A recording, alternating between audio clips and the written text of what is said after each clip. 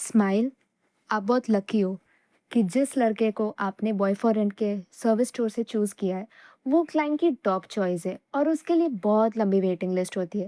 लेकिन फ़िलहाल वो अवेलेबल है, तो ये आपकी किस्मत तो बड़ी अच्छी है।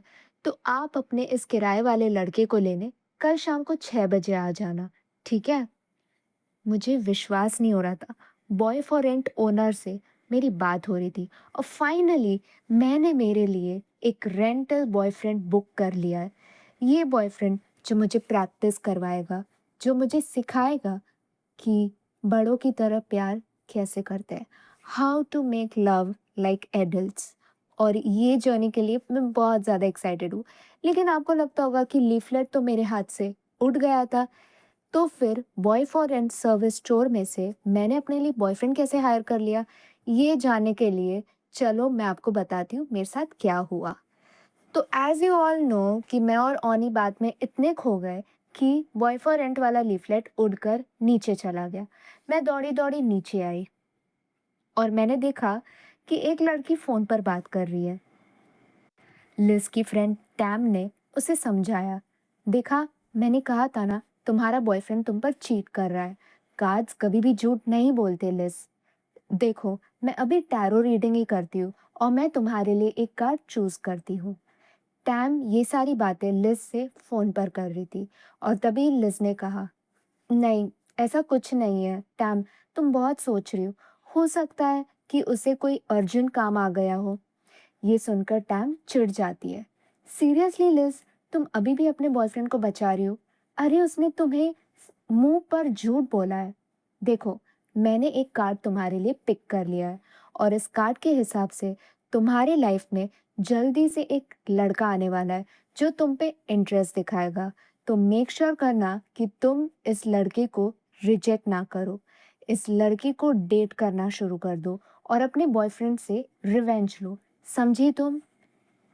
और तभी लिज ने देखा कि एक लीफलेट हवा से उड़ता हुआ आ रहा है और इसीलिए उसने टैम को कहा, टैम, सुनो, मैं तुमसे बाद में बात करती हूँ, मुझे कुछ काम है। लिज ने ये लीफलेट उठाया और उस लीफलेट को झट से पढ़ लिया। स्माइल वहाँ पहुँच आई और उसने कहा, अरे वो लीफलेट मेरा है, मुझे दो। लेकिन लिज ने उसे देने से साफ इनकार कर दिया। मैं कैसे मान लूँ कि ये तुम्हारा है? हाँ, ये तो हवा के झोंके से यहाँ पे मुझे मिला है। ये तुम्हारा कैसे हो सकता है? अरे, ये तुम क्या बात कर रही हो? मुझे दो, स्माइल ने आक्रोश में कहा। लेकिन लिज ने फिर से उससे कहा, देखो, मैं इस लीफलेट में ना तुम्हारा नाम लिखा है और ना मैंने ये तुम्हारे हाथ से गिरा हुआ देखा है। ये तो मुझे बस नीचे पड़ा हुआ मिला। तो क्या प्रूफ है तुम्हारे पास ये बताने के लिए कि ये लीफलेट तुम्हारा है? स्माइल को गुस्सा आ गया क्योंकि उसे पता है कि उसे एक प्रैक्टिस बॉयफ्रेंड की ज़रूरत है, उसे बॉयफ्रेंड स्टोर की ज़रूरत है और वहाँ एक्सेस पाने के लिए उसे इस लीफलेट की कितनी ज़्यादा ज़रूरत है। इसीलिए वो गुस्से में कहती है, देखो, तुम जो भी हो, तुम कहीं और से लीफलेट ढूंढो, ये वाला तो मेरा ही है, समझी? और तभी फिर लिज कहती है, और मैं अगर कहूँ कि मुझे इस लीफलेट की भी ज़रूरत है तो स्माइल और लिज दोनों इस लीफलेट को देने को रेडी नहीं थी। लिज छुड़वाने को रेडी नहीं थी और स्माइल को वो लीफलेट किसी भी कीमत में चाहिए था। इन दोनों ने खींचातानी शुरू की और as a result of which leaflet के दो टुकड़े हो चुके हैं। ये देखकर दोनों को बहुत गुस्सा आता है और लिज सख्ती से पेश आती है, ये क्या किया हाँ तुमने?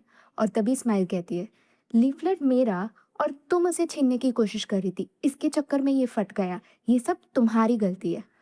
तभी लिज कहती है, मेरी गलती नहीं, लेकिन ये तुम्हारी गलती है। दोनों एक दूसरे को कोसने में लगे हुए होते हैं और फिर स्माइल नाराज होते हुए कहती है, तुम्हें क्या पता बॉय फॉरेन सर्विस की ज़रूरत मुझे कितनी है, और वो सर्विस मैं तभी ही अवेल कर सकती हूँ जब मैं ये लीफलेट उन्हें दिखाऊंगी। अब मैं क्या दिखाऊंगी? हाँ, अब मैं क्या करूँगी? और तभी फिर लिज थोड़े टाइम के लिए सोचती है और फिर उसके दिमाग में एक आइडिया आता है और वो उस आइडिया को शेयर करते हुए कहती है, देखो, आधा टुकड़ा तुम रखो, आधा मैं रख रही हूँ, और तुम जाना बॉयफ्रेंड स्टोर में, और जब वो लोग तुम्हें पूछे कि ये लीफलेट की कंडीशन ऐसी क्यों है, तब तुम उसे बता देना कि ये कुत्ते ने फाड़ डाला। ये सुनकर स्माइल को पसंद नहीं आया और वो लिस को कहती, एक सेकंड, क्या तुमने मुझे कुत्ता बुलाया? और तभी फिर लिज हंसते हुए कहती है, देखो मैंने तो तुम्हें बस एक एग्जाम्पल दिया है, बाकी तुम्हें जो समझना है समझ लो। और हाँ, इस लीफलेट के लिए थैंक यू। और अब मुझे चलना होगा, बाय। इतना कहकर लिज अपने कमरे में आ गई है। वो अपने डॉर्मेटरी के कमरे में आ गई है। और तभी फिर उसके दिमाग में वही बातें चल रही है जो टैम ने उसे बोली, कि कार्ड्स कभी झूठ नहीं बोलते।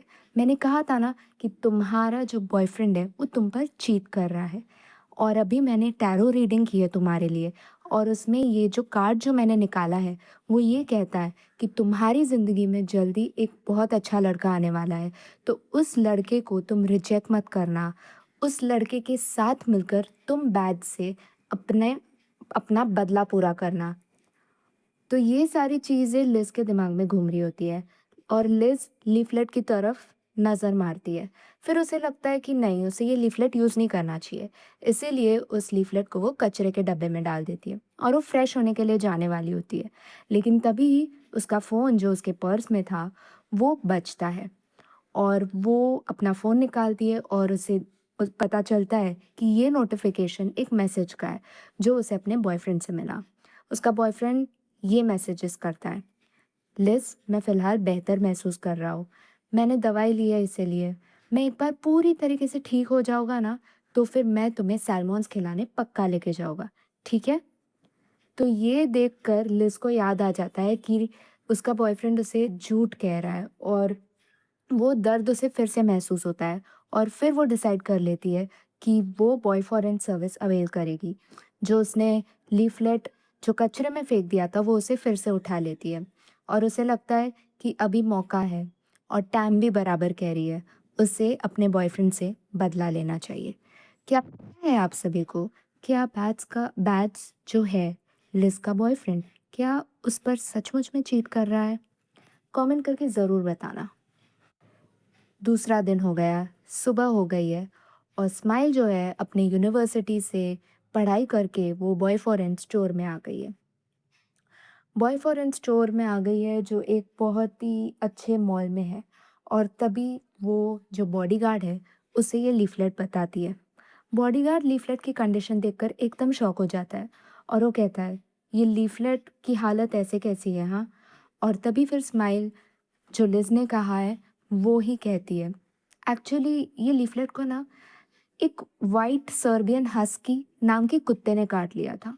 इसकी वजह से ये फट गया है। क्या लगता है आप लोगों को, क्या स्माइल को बार में एंट्री मिल जाएगी? क्या smile boy foreign service avail कर पाएगी? क्या उसे बॉडीगार्ड अंदर जाने देगा? कमेंट करके ज़रूर बताना। और अभी स्माइल को बहुत डर लगता है कि कहीं ये जो बॉडीगार्ड है वो उसकी बातों को सच मानेगा या नहीं। बॉडीगार्ड शक की नज़र से स्माइल को देखता है और कहता है, तुम्हारी आईडी बताना। और तभी फिर स्माइल अपने पर्स से आईडी निकालते हुए उसे कहती है, अरे मैं समझ सकती हूँ, हर कोई मुझे छोटा बच्चा ही समझता है, लेकिन मैं अंडर एज नहीं हूँ, मैं एक एडल्ट हूँ, आप चेक कर सकते हो। और तभी फिर बॉडीगार्ड चेक करता है जो भी आईडी में स्माइल का फेस है और स्माइल का जो रियल फेस है, दोनों मैच हो जाते हैं। और इसीलिए वो फिर स्माइल को कहता है, आइए मैं आपको लेके जाता हूँ बॉयफ्रेंड स्टोर पे। दोनों ने लिफ्ट ली है। लिफ्ट लेने के बाद वो लोग और थोड़ा चलते हैं, और स्माइल काफ़ी ज़्यादा नर्वस है, क्योंकि ऐसी चीज़ उसने कभी नहीं की है। आज तक उसने किसी लड़के से बात नहीं की थी। उसने पहली बार कायरो को प्रपोज़ किया और उसे रिजेक्शन मिला, लेकिन फिर भी हिम्मत जोड़कर उसने ये डिसाइड कर लिया कि वो कायरो का दिल कैसे भी करके जीतेगी। एक बॉयफ्रेंड बनाना अलग बात है, और एक लड़का किराए पर लेना एज़ अ प्रैक्टिस बॉयफ्रेंड, ये भी बहुत अलग बात है। इसीलिए स्माइल बहुत ज़्यादा नर्वस होती है। फिर स्माइल को बॉय फॉर रेंट BFR ऐसा एक साइन के कमरे में लेकर जाया जाता है, और वहाँ पे एक सूट बूट में रह रहा हुआ बंदा उसका वेलकम करता है। आइए आइए, प्लीज़ बैठिए, मेरा नाम जेडन है, और मैं इस बॉय फॉर रेंट स्टोर का ओनर हूँ। बताइए मैं आपकी कैसे मदद कर सकता हूँ? बताइए आपको किस टाइप का लड़का चाहिए? ऐसा जेडन स्माइल को कहता है। और स्माइल फिर बाद में कहती है कि मुझे एक ऐसा लड़का चाहिए जो मुझे सिखा सके कि दो एडल्ट्स कैसे एक दूसरे से प्यार करते हैं। मुझे वो मेथोडोलॉजी जाननी है।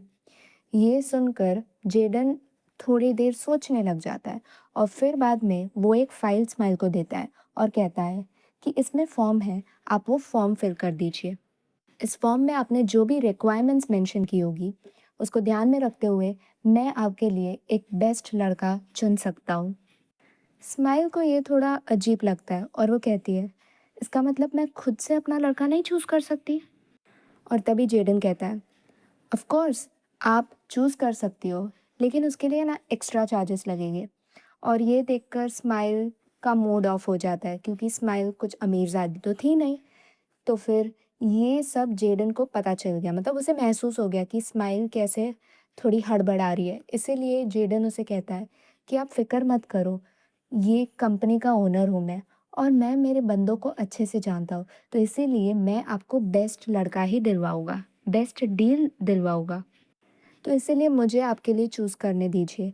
और हाँ, अगर आपको वो लड़का नहीं पसंद आता, तो आपको फुल रिफ़ंड में दे दूँगा। स्माइल को ये डील अच्छी लगी, इसलिए उसने फ़ाइल खोलकर वो अपना फ़ॉर्म भरने लग गई। फ़ॉर्म भरने के बाद स्माइल उसे सबमिट कर देती है और जेडन फिर वो फ़ॉर्म ले लेता है और कहता है, अच्छा, तो आप इस सर्विस को इसीलिए इस्तेमाल करना चाहती हो ताकि आप एक लड़के का दिल तेज़ी से धड़का सको। ये थोड़ा अजीब क्लॉज़ है, क्या आप मुझे इसे समझा सकते हैं? और तभी फिर स्माइल अपना दुखड़ा रोते हुए कहती है, एक्चुअली यूनिवर्सिटी में मेरा एक क्रश है जिसका नाम है कायरो, और उसने मुझे रिजेक्ट कर दिया और उसने मुझे कहा कि मैं उसे डेट कर सकती हूँ अगर मैं उसका दिल तेज़ी से धड़का सकूँ। इसीलिए मैं इस स्टोर पर आई हूँ ताकि मैं एक लड़का हायर कर सकूँ एज़ अ प्रैक्टिस बॉयफ्रेंड, जो मुझे सिखा सके कि आखिर प्यार कैसे किया जा सकता है।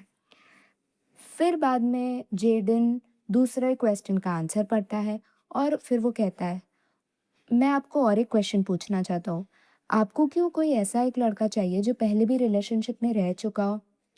तभी स्माइल कहती है, एक्चुअली मुझे ऐसा लड़का इसीलिए चाहिए ताकि उसे उसके पास एक्सपीरियंस हो और वो मुझ जैसी न्यूबी को सिखा सके। जेडन को स्माइल की नीड्स काफ़ी ज़्यादा अटपटी लगी। वरना जेडन के पास लड़कियाँ आती हैं, वो सिर्फ एक हैंडसम लड़का चाहती है या फिर एक पैसे वाला लड़का चाहती है, जिनके साथ वो टाइम स्पेंड करना चाहती हो, जिनके साथ वो मस्ती करना चाहती हो। लेकिन स्माइल का तो मोटिव कम्प्लीटली डिफरेंट था। उसे तो एक पढ़ना था, उसे कि प्यार कैसे किया जा सकता है। She was literally so much invested to study how to make love. जब स्माइल देखती है कि जेडन बहुत गहरी सोच में डूब गया है, तब वो कहती है, क्या हुआ? क्या आपके पास वैसा लड़का नहीं चाहिए जो मुझे चाहिए? और तभी फिर जेडन बोलता है कि नहीं, ऐसा कुछ नहीं है। इट्स जस्ट दैट आप पहली क्लाइंट हो जिसकी नीड्स काफ़ी अटपटी है। तो इसीलिए आपके लिए मैं बहुत डीपली सोच रहा हूँ कि कौन सा लड़का आपके लिए फिट हो बैठेगा। बहुत सोचने के बाद जेडन के मन में आ जाता है कि कौन सा लड़का उसे चूज़ करना चाहिए और वो स्माइल को खुशी से कहता है, स्माइल, आपके लिए एक लड़का मैंने चूज़ किया है और वो क्लाइंट की टॉप चॉइस है। उसके लिए बहुत लंबी वेटिंग लिस्ट होती है, लेकिन आप लकी हो कि वो फ़िलहाल फ्री है, वो आपके लिए अवेलेबल है। तो क्या आप उस लड़के को हायर करना चाहोगी? स्माइल को ऑब्वियसली बहुत अच्छा लगा ये चीज़ जानकर कि क्लाइंट का टॉप चॉइस उसे मिलने वाला है और इसीलिए वो हाँ कहती है। और तभी फिर बाद में थोड़ी कैलकुलेशंस करने के बाद जेडन कैलकुलेटर जो है वो स्माइल की तरफ बढ़ाता है और कहता है कि ये 1 दिन का भाड़ा है आपके लड़के का। स्माइल की आंखें फटी के फटी रह जाती है और वो कहती है, ये तो बहुत ज़्यादा महंगा है, मतलब मुझे कोई और लड़का दिखा दीजिए, लेकिन मैं इतने पैसे नहीं भर सकती। और तभी फिर बाद में जेडन कहता है, लेकिन मेरा यकीन मानो कि यही ऐसा लड़का है जो आपकी ज़रूरतों को पूरा कर सकता है। और आप टेंशन मत लीजिए, एक डिस्काउंट चल रहा है, उस डिस्काउंट को मैं अप्लाई कर देता हूँ और फिर मैं आपको बताता हूँ कि आपका फाइनल रेट क्या होगा, जो आपको भरना पड़ेगा। देखिए, अगर आप पूरे 10 दिन इस लड़के को हायर करते हो, तो आपको इतना पैसा भरना पड़ेगा।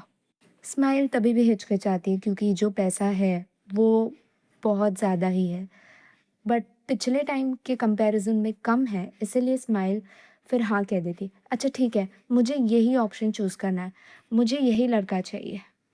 और तभी फिर जो जेडन है उसे कहता है कि तो अच्छा ठीक है, डील करने के लिए आपको इस कॉन्ट्रैक्ट पर साइन करना पड़ेगा। आप अपने अंगूठे की छाप छोड़कर जाओ। और स्माइल ये सब चीज़ें फुलफ़िल कर देती है।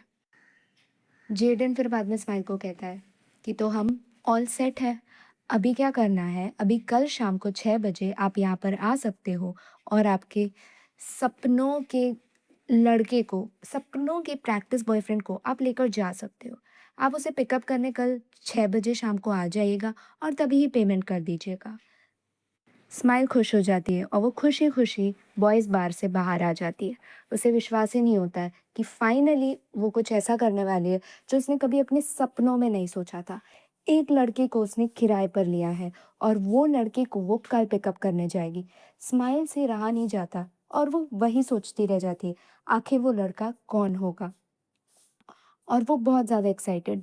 क्या कहते हो व्यूअर्स? आप लोग क्या इस चीज़ के लिए एक्साइटेड हो जानने के लिए कि स्माइल का जो रेंटल बॉयफ्रेंड है या प्रैक्टिस बॉयफ्रेंड है या किराए का बॉयफ्रेंड कह लो, वो कैसा दिखता है? तो ये जानने के लिए आपको नेक्स्ट एपिसोड तक बने रहना पड़ेगा। और हाँ, एक बार स्माइल यहाँ से एग्ज़िट ले लेती है ना, तभी ही लिज़ उस फटे हुए लीफलेट के साथ आती है। और फिर बाद में क्या लगता है आपको, लिज़ क्या उस बार के अंदर जा पाएगी? क्योंकि लिज़ के पास आईडी प्रूफ नहीं है। क्या लगता है Liz boy for rent store पर जाके अपने लिए एक लड़का किराए पर ले पाएगी या फिर नहीं? और स्माइल का प्रैक्टिस बॉयफ्रेंड कैसा कैसा होगा? ये सब जानने के लिए आपको बने रहना पड़ेगा नेक्स्ट एपिसोड तक। For that like and subscribe और मेक श्योर करिए जो ये नेक्स्ट एपिसोड है ना, वो इस वीडियो के डिस्क्रिप्शन बॉक्स में आपको पिन कमेंट पे ज़रूर मिल जाएगा। It's already out, so make sure to check it out. और अगर आपके पास कोई और ड्रामास है जिसकी आप एक्सप्लेनेशन चाहते हो हिंदी में, तो आप मेक श्योर करना कि वो भी कमेंट कर दीजिएगा और मैं आप तक वो ड्रामा हिंदी डब लेकर आऊँगी। तो चलो, बाय बाय, टेक केयर।